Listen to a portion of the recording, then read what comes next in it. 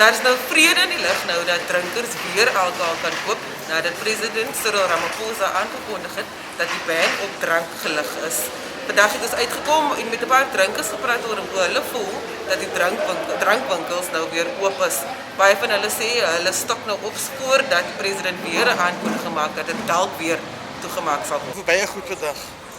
Baie goed. Alles is goedkoop. Alles is goedkoop. Okay. En de eentjes is goedkoop. Ik heb de eentjes terug.